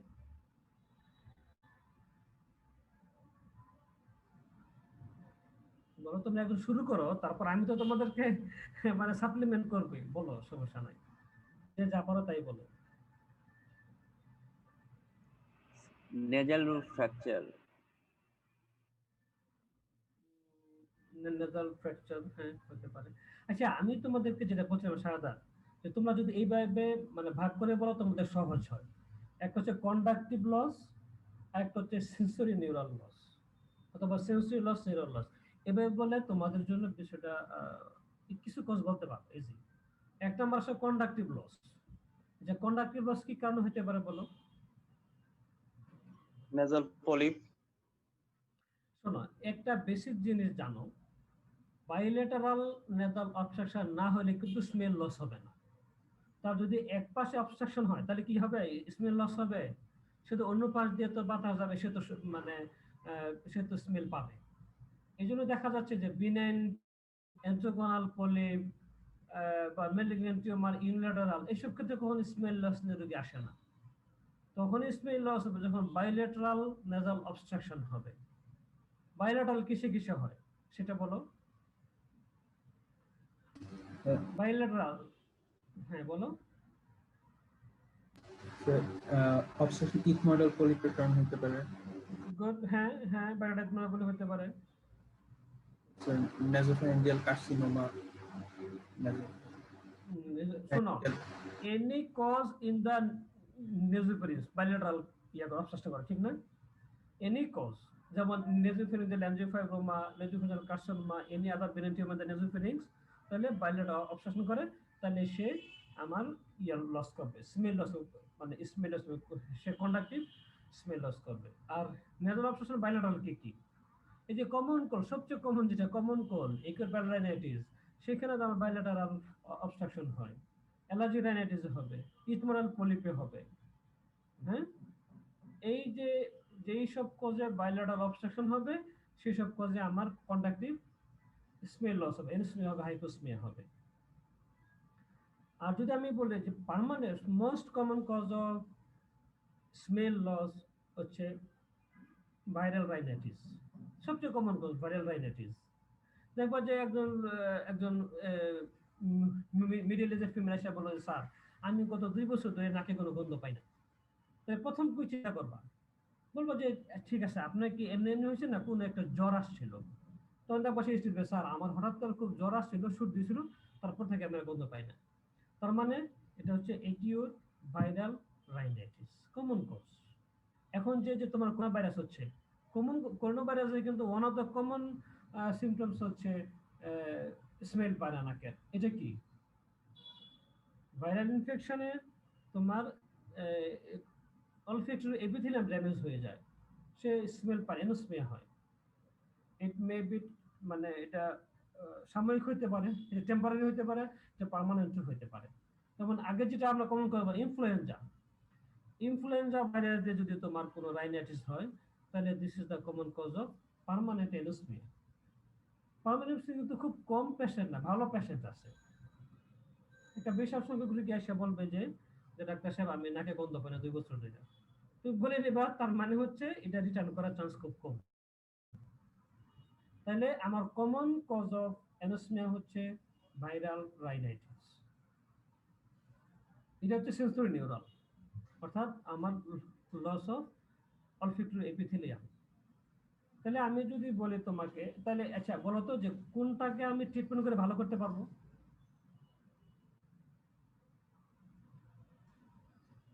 আমি কোন টাইপের মানে স্মেল লসকে আমি ট্রিটমেন্ট করে ভালো করতে পারবো সেটা বলো তো একদম। স্যার কন্ডাক্টিভ যেটা সেটা। গুড, কন্ডাক্টিভটা, যেমন কানের ক্ষেত্রেও সেটা, আমরা কন্ডাক্টিভ দিয়ে আপনি স্টাইলে ভালো করতে পারবো। কেন কন্ডাক্ট ভালো করতে পারবো? আমার নাকের পলিপ আছে, আমি পলিপ সার্জারি করে দেবো। আমার নেজোফেরিংসের অ্যাঞ্জিওফাইব্রোমা সার্জারি করে দেবো। আমার নেজোফেরিং কাস্টমার ট্রিটমেন্ট করব। আমার অ্যালার্জি রাইনাইটিস, আমার ভিজুমোটো রাইনাইটিস, এগুলোকে আমি ট্রিটমেন্ট করে ফেললেই আমার এয়ার যাবে অলফ্যাক্টরি এপিথেলিয়ামে, আবার সে গন্ধ পাবে। কিন্তু ভালো হবে না কোনটা? ভালো হবে না হচ্ছে তোমার সেন্সরি নিউরাল লস হচ্ছে যেটা, এপিথেলিয়াম লস হয় যেটা, সেটা সেটা ভালো হবে। তাহলে এটা একটা আছে সেন্সরি লস, অর্থাৎ এপিথেলিয়াল একটা নিউরাল লস। নিউরাল মানে কি? ইন্ট্রাক্রেনিয়াল, যেটা তোমার olfactory bulb, olfactory truck, olfactory area, তোমার ইন্ট্রাক্রেনিয়াল যদি কোনো মাসলেশন হয়, কোনো টিউমার হয়, বা অন্য কোনো নিউরাল প্যাথোলজির কারণে ড্যামেজ হয়ে যায়, তখন আমার সেগুলা আমি আমার পার্মানেন্ট লস হবে। তাহলে আমার কমন কজ যেটা আমি পাই পার্মানেন্ট লসের ক্ষেত্রে, যেটা নিউরাল মানে এপিথেলিয়াল লস, সেন্সরি লস, সেটা হলো আমার নেজাল এপিথেলিয়াম মানে olfactory epithelium loss due to viral infection. অথবা তোমার কিছু আছে যে ফ্যাক্টরিতে কাজ করে, কিছু কিছু কেমিক্যালস আছে, যেসব কেমিক্যাল এক্সপোজারের কারণে তার পার্মানেন্ট এপিথেলিয়াম লস হতে পারে। সেটা আবার সেটাতে আবার আরো অনেক কথা আছে, যে ওয়ার্কম্যান কম্পেনসেশন অ্যাক্ট আছে, যে কোম্পানিতে কাজ করে তার স্মেল লস হচ্ছে, সেক্ষেত্রে ক্ষতিপূরণ পাবে। যাই হোক, সেটা আলাদা চ্যাপ্টার। তো তোমার তাহলে আমার common cause of sensory loss হইল আমার ভাইরাল ইনফেকশন, আর সাথে আমার কিছু কেমিক্যাল এক্সপোজার, অর্থাৎ যেসব মানে মানুষ ওয়ার্কম্যান ফ্যাক্টরিতে কাজ করে, বিভিন্ন কেমিক্যাল ফ্যাক্টরিতে, তাদের এটা হতে পারে। তাহলে এখন তোমার কাছে যদি কোনো একজন ফিমেল আসে, এটা আসলে আমরা কমনলি মিডল ইস্ট ফিমেলদের পাই, সেটা হলো তোমার স্মেল লস নিয়ে আসছে। তুমি দেখবা যে এক্সামিনেশন করে অ্যান্টিবায়োটিক খুবই ভালো, তার 2 পাশে নাক বেশি শ্বাস নিতে পারে, সবকিছু পারে, কিন্তু হিস্ট্রি দেখলে দেখবা যে হ্যাঁ, তার 1 বছর আগে একটা সর্দি হয়েছিল, হঠাৎ করে সর্দি হয়েছিল, জ্বর হয়েছিল, তারপর থেকে সে আর স্মেল পায় না। সেটা হলো তোমার তার মানে তুমি মনে করে নেবে কি, তখন তার একটা ভাইরাল ইনফেকশন হয়েছিল, হওয়ার কারণে সে আর এখন বলতে পারছে না। আর এখন যে করোনা ভাইরাস আসছে, করোনা ভাইরাসে আমাদের লস গুলা হচ্ছে, এখনো আমরা কিন্তু পার্মানেন্ট লস চিন্তা করতে পারতেছি না। এখন আপাতত সবই মানে টেম্পোরাল লস। হ্যাঁ, এটা ধরো আর কিছুদিন যাক, 6 মাস গেলে, 1 বছর গেলে আমরা বুঝতে পারবো যে আসলে করোনা ভাইরাসে পার্মানেন্ট এপিথেলিয়াল ড্যামেজ হয় কিনা, অলফ্যাক্টরি ড্যামেজ হয় কিনা। কিন্তু এখন কিন্তু আমাদের কমনলি করোনা ভাইরাসে অ্যাকিউট অলফ্যাক্টরি লস হয়ে যাচ্ছে ভাইরাল ইনফেকশনে। আচ্ছা, তাহলে তোমরা এটা বুঝতে পারলা যে আমরা কন্ডাক্টিভ লসকে ট্রিট করতে পারবো, কিন্তু আমরা সেন্সরি নিউরাল লসকে খুব একটা ট্রিটমেন্ট করার সুযোগ আমাদের নাই। তো it may be sensory loss, may be neural loss. তাহলে আমাদের আর আরেকটা ব্যাপার জানলা, যে আমরা খাবারের যে স্বাদ পাই না, টেস্ট পাই না, ইউজুয়ালি টেস্ট কখনো লস হয় না, লস হয় স্মেল। স্মেল লসের কারণে আমরা টেস্টটা ভালো পাই না, কারণ টেস্ট পাইতে গেলে তোমার স্মেল দরকার। এজন্য টেস্ট ইউজুয়ালি লস হয় না, লস হচ্ছে স্মেল। স্মেল লসের কারণে আমরা ভালো টেস্ট আমরা ভালো পাই না। এখন বলো, তোমাদের আর কিছু কোশ্চেন বা কিছু কোয়েরি আছে কিনা? তোমার পরীক্ষা এটাও ধরবে যে তুমি স্মেল লসের কিছু কারণ বলো, তাহলে তুমি যদি এভাবে ভাগ করে বলো, তাহলে তোমার জন্য ইজি হয় যে স্যার এটা কিছু কন্ডাক্টিভ কারণ থাকতে পারে, কিছু সেন্সরি নিউরাল কারণ থাকতে পারে, এই কারণ, তাহলে তোমার জন্য এটা বেশি খরচ বলতে পারলা আর কি। আচ্ছা বলো, আর তোমাদের আর কিছু কোশ্চেন আছে কিনা বলো। মাইশা সামিহা, তোমার কি কোনো কোশ্চেন আছে, বা তুমি কোনো একটা জায়গায় বুঝতে পারো এমন কিছু আছে? স্যার সেন্সরি নিউরাল কজ গুলা স্যার আরেকবার বলেন, sensory neural loss and cause. দেখো, সেন্সরি নিউরালের কমন কজ হচ্ছে viral infection, rhinovirus, adenovirus, influenza virus, এখন হচ্ছে করোনা ভাইরাস কমন কজ। তারপর হচ্ছে কিছু কেমিক্যালস, হ্যাঁ, যেমন কেমিক্যাল ইন্ডাস্ট্রিতে যারা কাজ করে, অনেক কেমিক্যাল আছে, এই কেমিক্যাল কারণে তার এই এপিথেলিয়াল লস হতে পারে। আর হতে পারে ইনজুরির কারণে, তোমার যদি রোড ট্রাফিক অ্যাক্সিডেন্ট হয়, রোড ট্রাফিক অ্যাক্সিডেন্টে তোমার ইথময়েড বোনের এখানে ফ্র্যাকচার হয়, যে ইথময়েড বোনটা তার যে আমার অলফ্যাক্টরি যে নার্ভ রুট আলাদা হয়ে গেছে, তো এই রোড ট্রাফিক অ্যাক্সিডেন্টে আমার একটা পার্মানেন্ট সেন্সরি লস হয়ে যেতে পারে।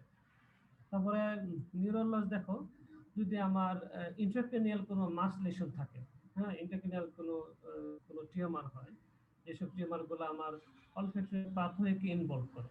অলফ্যাক্টরি বাল্ব আছে, অলফ্যাক্টরি ট্র্যাক্ট আছে, তারপরে অলফ্যাক্টরি এরিয়া আছে, ওইসব জায়গায় ইনভলভ করে এমন কোনো মাস লিশন বা টিউমার অথবা কোনো নিউরাল প্যাথোলজি, সেক্ষেত্রে আমি দেখবো যে আমার নিউরাল লস হয়ে যাবে। আর কিছু স্যার সেন্সরি নিউরাল লস তো স্যার পার্মানেন্ট না তো তাহলে sir? Permanent, usually permanent. Sensory loss হচ্ছে permanent, usually permanent, usually permanent. কয় মাস পর স্যার আবার তো স্যার ফিরে আসে স্মেল স্যার? এটা শোনো, মানে সেন্সরি এররটা মানে রিটার্ন করে খুবই কম, তবে কিছু রিজেনারেট করে। হ্যাঁ, এটা আসলে এটা অনেকটা ভাইরাল ইনফেকশনের উপর নির্ভর করে। যেমন ইনফ্লুয়েঞ্জা ভাইরাস যদি তোমার হয়, রাইনাইটিস, তো এটা কমন কজ অফ মানে পার্মানেন্ট সেন্সরি নিউরাল ডেফনেস। তো এখন যে করোনা ভাইরাস হচ্ছে, সেটা কি পার্মানেন্ট না টেম্পোরারি, সেটা এখনো ভালো বোঝা যাচ্ছে না, আরো হয়তো কিছুদিন গেলে বোঝা যাবে।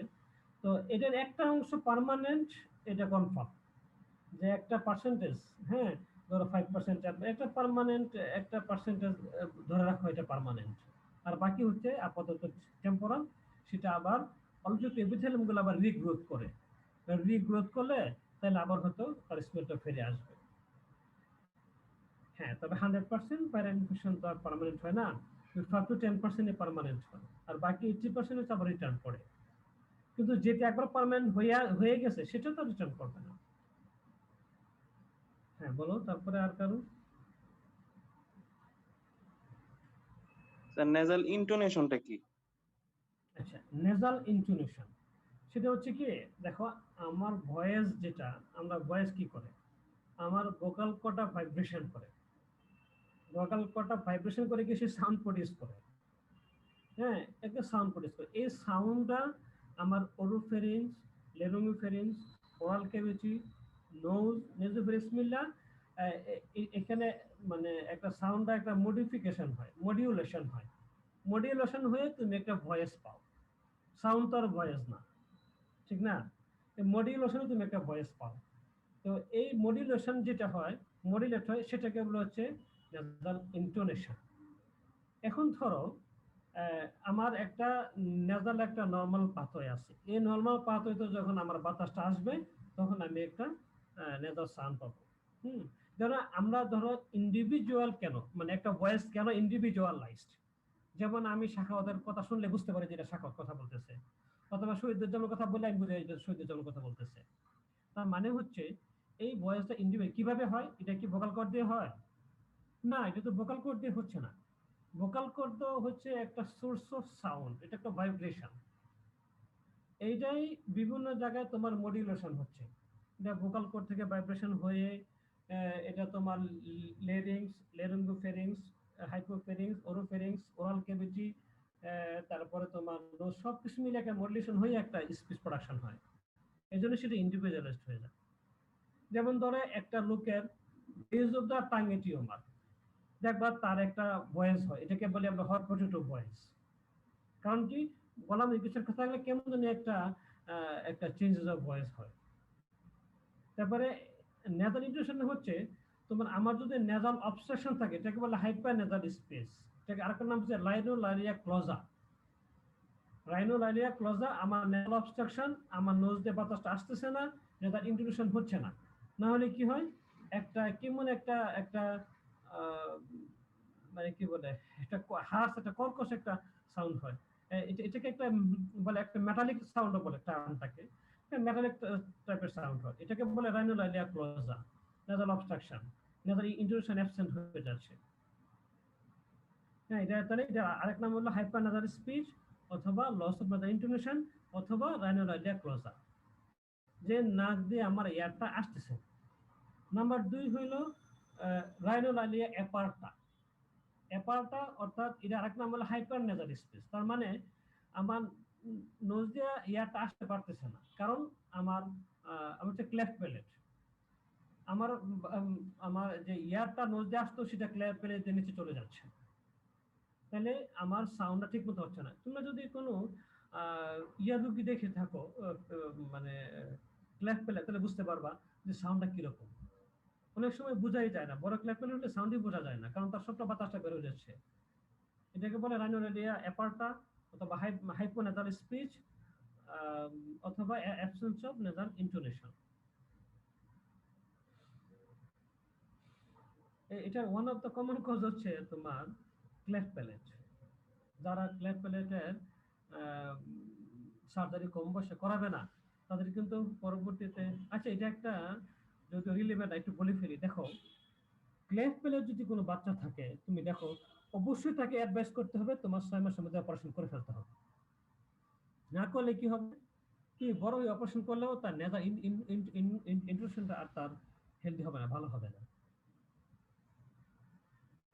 এখন বলো আর কিছু কোশ্চেন থাকলে বলো।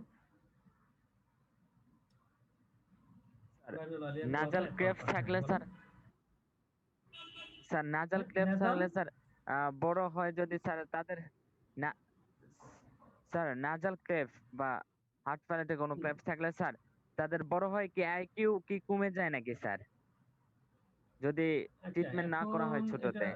আচ্ছা এটা তো আরেক চ্যাপ্টার বললা। আচ্ছা শোনো আমি বলি, এক নম্বর হচ্ছে নাজাল ক্লেফট থাকতে পারে, মানে প্যালেটাল ক্লেফট।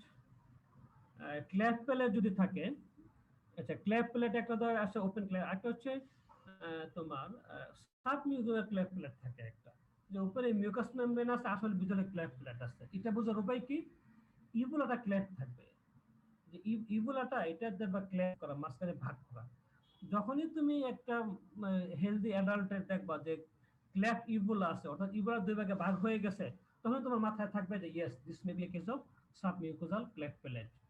তার ক্লেফট প্যালেট ছিল মিউকোজা দিয়ে এটা কভার হয়ে গেছে, কিন্তু মাঝখানে ক্লেফট প্যালেট আছে, অথবা একটা ক্লেফট প্যালেট আছে। ক্লেফট প্যালেটের বিষয়টা কি হয়, আমার ক্লেফট প্যালেটের প্যালেটাল মাসেলগুলো হাইপোপ্লাস্টিক থাকে, ভালোভাবে প্যালেটাল মাসেলগুলো গ্রোথ হয় না।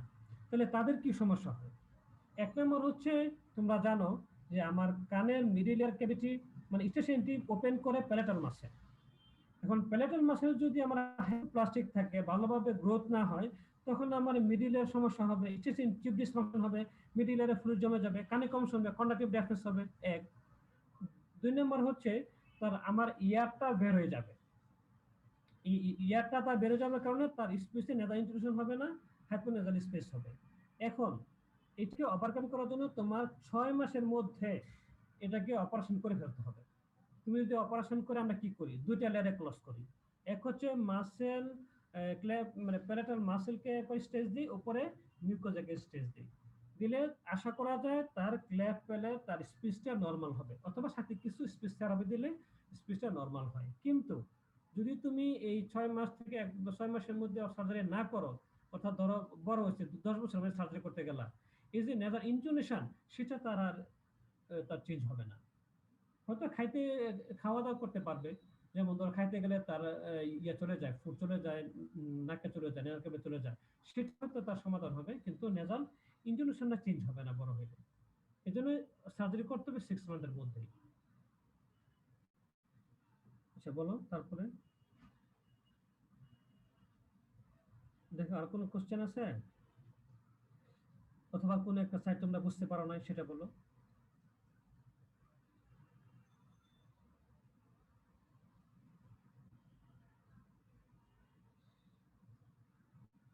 কি ফারজানা পিঙ্কি, কোনো কোশ্চেন নাই? ফারজানা পিঙ্কি তুমি দেখো মনোযোগ দিয়ে শুনছিলে মনে হচ্ছে ক্লাসটা। তুমি এটা বুঝছো, ক্লেফট প্যালেটটা বুঝছো? আচ্ছা বলো তো, ক্লেফট প্যালেট হলে আমরা কি প্রবলেম ফেস করবো, বাচ্চা আমাদের কাছে কি প্রবলেম নিয়ে আসবে? ক্লেফট প্যালেটের সমস্যা কয়টা বলো তো আমার একটু। ক্লেফট প্যালেট নেজাল রিগারজিটেশন হতে পারে। গুড। এক নাম্বার তার নেজাল রিগারজিটেশন, বাচ্চা ভালোভাবে খেতে পারবে না। দুই নাম্বার আরেকজন বলো, যদি না পারে বলতে পারবা পিঙ্কি? আর কি সমস্যা হয়? না স্যার আমি শুনি নাই। হ্যাঁ তুমি এতক্ষণ ভালো শুনতেছিলে, হঠাৎ করে কানেকশন চলে গিয়েছিল স্যার। আচ্ছা স্যার কানেকশন চলে গেছে। আচ্ছা বলো আরেকজন। হাইপোনেজাল স্পিচ হবে। হাইপোনেজাল স্পিচ হবে, এটাকে বলে রাইনোলালি অ্যাপার্টা। কেন হবে? তার প্যালেট তো ঠিকমতো ডেভেলপড না, তো ওখান দিয়ে এয়ার সব বের হয়ে যাবে। এয়ার বের হয়ে যায়, অর্থাৎ নেজাল যে একটা রেসিস্টেন্স থাকে এই রেসিস্টেন্সটা লস হয়ে যাবে। আমার নেজাল ইন্টোনেশনের জন্য একটা নেজাল নরমাল একটা রেসিস্টেন্স আছে, সেটা দরকার, সেটা নাই, বাতাসটা বের হয়ে যায়, হাইপোনেজাল স্পিচ হবে। তারপর আর কি হবে? ওটাইটিস মিডিয়ার রিস্ক বেশি থাকে। ওটাইটিস খুব কমন জিনিস। তোমার ক্যারপেলের বাচ্চা দেখবা তোমাকে এটা নিয়ে সারা জীবনে আসবে। কেন? তার মাসেল গুলা খুব ভালো ডেভেলপ হয় না, প্যালেটের মাসেল। আর প্যালেটের মাসেলই আমার স্টেশন টিউবকে ওপেন করে। স্টেশন টিউব যদি ওপেন না হয় তাহলে মিডল ইয়ারটা এরিশন ভালো হবে না। মিডল এরিশন ভালো না হলে, বাতাস ভালো না গেলে মিডল ইয়ারের ফ্লুইড জমে যাবে, মিডল ইয়ারের মানে ড্যাফনেস হবে, এখানে আমার কাছে কন্ডাক্টিভ ড্যাফনেস হবে। তাহলে এইসব বাচ্চারা কমনলি কানের প্রবলেম নিয়ে আসে, বাচ্চা কানে কম শুনে। আর যদি সিএসএম হয় সহজে ভালো হতে চায় না, যে বাচ্চা কান দিয়ে পানি পড়বে, কারণ তার তো স্টেশন টিউব। তাহলে আমরা কমনলি 3টা প্রবলেম পাইলাম। একটা নম্বর হলো বাচ্চা ছোটবেলা খাইতে পারবে না, তার নেজাল আর হবে, রিগার্টেশন হবে। নাম্বার 2 হচ্ছে তার হাইপোনেজাল স্পিচ হবে, সাউন্ডটা ক্লিয়ার হবে না, কারণ নেজাল যে একটা রিজনে সেটা তার নাই, বাতাসটা বের হয়ে যায়, হাইপোনেজাল স্পিচ হয়, হাইপোনেজাল স্পিচ হয়। 3 নম্বর হচ্ছে তার কানের প্রবলেম হবে, কানে সবসময় কন্ডাক্টিভ ড্যাফনেস হবে, কারণ তার স্টেশন টিউব ওপেন করে হচ্ছে প্যারালাল মাসল, আর এখানে প্যারালাল মাসলগুলো খুব ভালো ডেভেলপ করে না, হাইপোপ্লাস্টিক হয়। আচ্ছা, বুঝছো? এই 3টা জিনিস জানতে হবে। আর তাহলে ক্লেফট 2 ধরনের আছে, একটা হলো আমরা দেখতেছি ক্লেফট, আর একটা হচ্ছে সাব মিউকাস ক্লেফট। ক্লেফট আছে কিন্তু মিউকাস দিয়ে মিউকাস মেমব্রেনের উপর ডেভেলপ করে গেছে, আমরা বুঝতেছি না। সেই ক্ষেত্রে বোঝার উপায় হলো তার যে ইউভুলাটা ক্লেফট থাকবে, 2টা ভাগে ভাগ করা থাকবে ইউভুলাটা। আর বলো কি আসিফুর কিছু আর কিছু বলতে চাইছিল? আসিফুর রহমান স্যার যে গ্লু ইয়ার যখন হয় ওটাইটিস ইয়ার, তাহলে যে গ্রোমেটেশন জিনিসটা কি স্যার? আমার কানে চলে গেল। শোনো, গ্লু ইয়ার হচ্ছে এটাও due to eustachian tube dysfunction. ধরো আমার একটা বাচ্চার ক্লেফট প্যালেট আছে, তার প্যালেটের মাসলগুলো খুব ভালো ডেভেলপ করে নাই, স্টেশন টিউবটা ব্লক থাকে। স্টেশন টিউব ব্লক হলে হবে কি,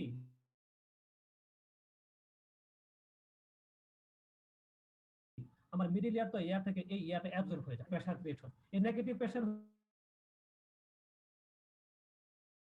হলে এখানে ফ্লুইড এক্সুডেশন হয়ে এখানে একটা ঠিক একটা এই গ্লু ইয়ার থাকলে আমার অসিকল গুলা খুব ভালো কন্ডাকশন করতে পারে না, আমার এখানে কন্ডাক্টিভ ড্যাফনেস হয়। কন্ডাক্টিভ ড্যাফনেস হইলে তখন আমি তারে কি করব, আমি এই ফ্লুইডটা বের করে দিয়ে আমি তাকে একটা গ্রোমেট দিয়ে দেব। গ্রোমেট দিলে যেই ইয়ারটা সে পাইতো স্টেশন টিউব দিয়ে নেজোফেরিংস থেকে পাইতো, সেই ইয়ার থেকে সে পাবে বাইরে থেকে। এটাই হচ্ছে থিম। বুঝতে পারছো? Thank you sir. দেখো আর কিছু জানার আছে কিনা? দেখো তোমাদের আর কোনো কোশ্চেন থাকে কিনা খুব দ্রুত বলে ফেলো, আমাদের আর 5 মিনিট আছে।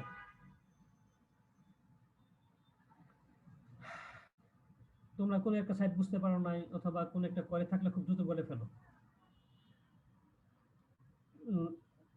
নার্গিসারা চম্পা, তুমি ক্লাসে ছিলা তো নাকি? নার্গিসারা চম্পা?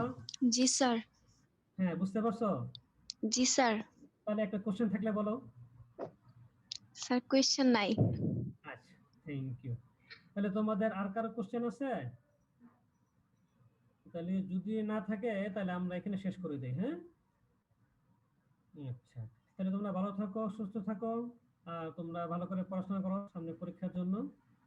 মনে হয় তোমাদের পরীক্ষাটা মোটামুটি ঠিকঠাকই হয়ে যাবে, খুব বেশি পিছানোর সুযোগ নাই, যেহেতু তোমাদের আগের ব্যাচের ক্লাসগুলো মানে পরীক্ষা শুরু হয়ে যাচ্ছে। তাহলে তোমরা ভালো থাকো। হ্যাঁ, তাহলে আল্লাহ হাফেজ।